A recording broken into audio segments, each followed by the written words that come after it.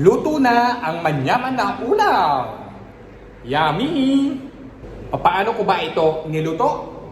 Aba, panoorin mo ang buong video. Buti na lang nakakita ko ng ganito. Yung pechay, matagal ko na itong hinahanap. Kaya nakakita ko kanina. Medyo may kamahalan lang dahil hindi pa panahon nila. Magluto na tayo para kagad matapos. Okay lang naman, madali lang naman itong lutuin. Kaya dyan muna kayo guys, at ako'y magluluto muna. Ito yung mga ingredients na ating gagamitin. Nahiwa-hiwa ko na sila, maliliit. Lutuin natin sila hanggang maging golden brown.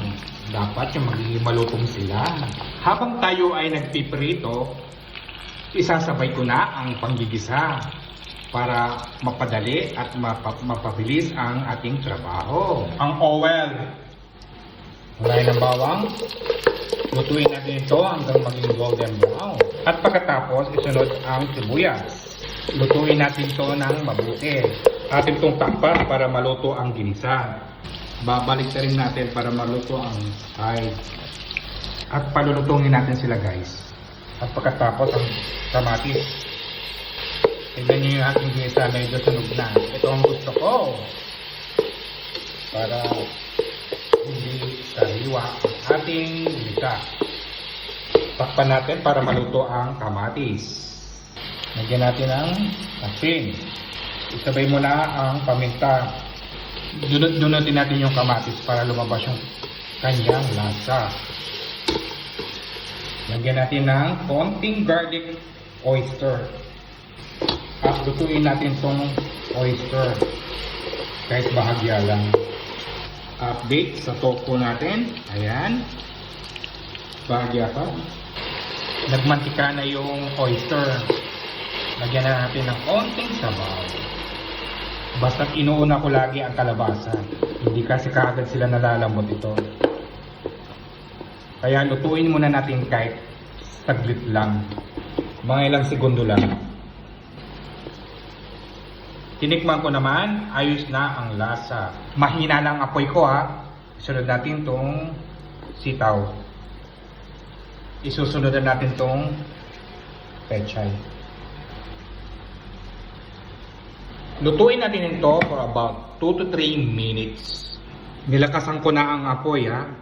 Nauna pa akong matapos manggisa. O, tignan mo. Luto na yung tofu. I-rest ko muna sila. At pagkatapos, ikakat ko na ng cubes. Kapag nakita nyo nang umuusok, hudyat yon na luto na ang gulay. Ito na. Halu-haluan natin siya. Luto na ang ating gulay. At ready na po itong i-serve. At yung tofu, i-next ko na. Ihiwain ko muna sila. Nahiwa ko na yung mga tofu. Ang bilis, no? At ilalagay na natin dito, ha. Halu-haluan lang natin ng ganyan. Ayan na. Tapos na. Simple. Kitams, ang dali lang lutuin, di ba?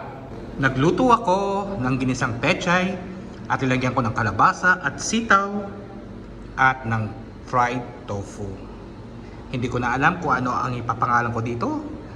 Basta ako nagluto. Okay na yon. At linagyan ko siya ng garlic oyster sauce. Ang kanin at ang banana. Ito po ang panangalian ko for today. Tara guys, saluhan po ninyo akong kumain. Ako'y nagugutom na. Thank you for watching. Like and share. Follow me more and see ya. Ingat po kayo parati at enjoy lang.